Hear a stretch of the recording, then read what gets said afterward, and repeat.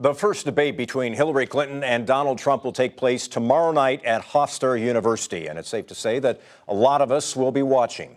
One presidential candidate who won't be there, says he offers conservatives unhappy with Donald Trump an alternative this year.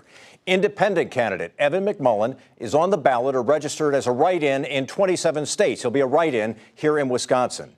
Evan McMullin, a former CIA agent and former foreign policy advisor on Capitol Hill, joins us now from our bureau in Washington. Evan McMullin, it's good to have you on the program. And I guess for people who are not familiar with you or your candidacy, maybe we'll give them the elevator speech. Why are you doing this? Well, good to be with you. Yes, why I'm doing this is because I firmly believe that the time has come in our country for a new generation of leadership, and more specifically, a new conservative movement. A conservative movement and leadership that recommits itself to the cause of individual liberty and to the idea of inclusiveness and tolerance, so that we can welcome to the conservative movement people of all religions and ethnic backgrounds, which I think have been excluded and are being excluded, especially by the Republican nominee, Donald Trump, whose rhetoric is very divisive. The other part of it is that I'm the only candidate who has any credibility on national security issues. I'm the only one who understands how we need to reform the government so that more power is closer to the people in accordance with our Constitution.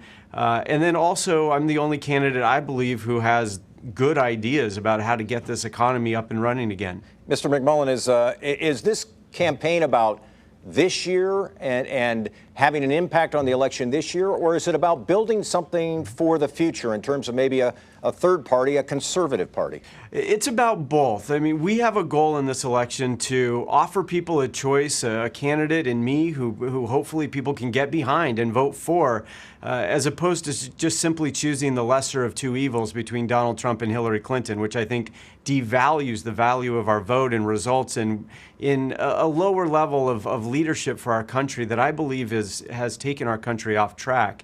So in this election, we're trying to give people a better choice, but we're also trying to block Hillary Clinton and Donald Trump from winning a majority in the Electoral College so that the election goes to the House of Representatives. And then we sort of get a second chance as a country to choose a leader among the top three finishers in the Electoral College. That's a very difficult thing to do. It depends largely on how close the race is between Hillary Clinton and Donald Trump. It is narrowing, so that helps us with this goal.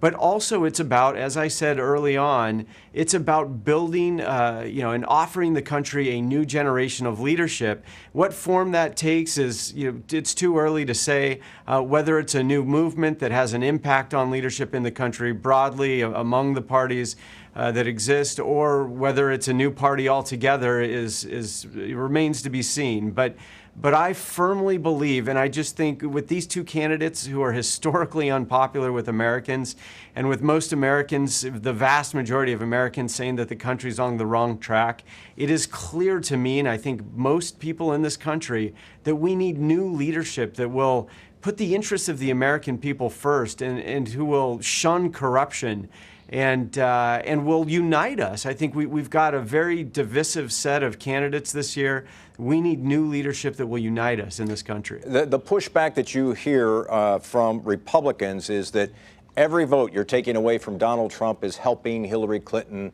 get elected. What's your response to that? Well, I think both Hillary Clinton and Donald Trump are cut from the same cloth. So, they are both big government people who Donald Trump in this election even has advocated for a single-payer healthcare system. He's also proposed deep tax cuts. I support tax cuts as well.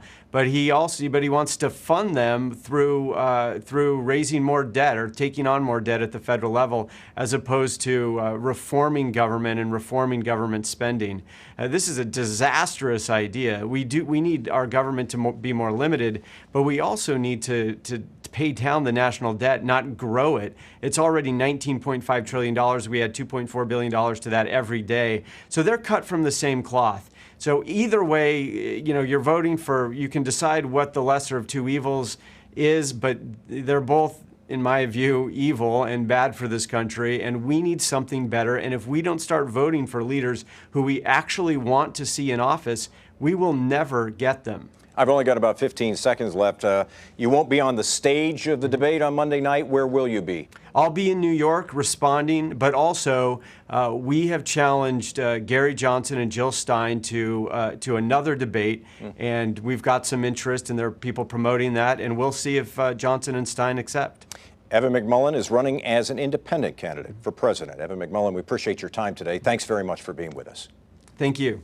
Coming up next, the Democratic candidate in what some have called one of the top congressional races in the country is playing out right here in Wisconsin.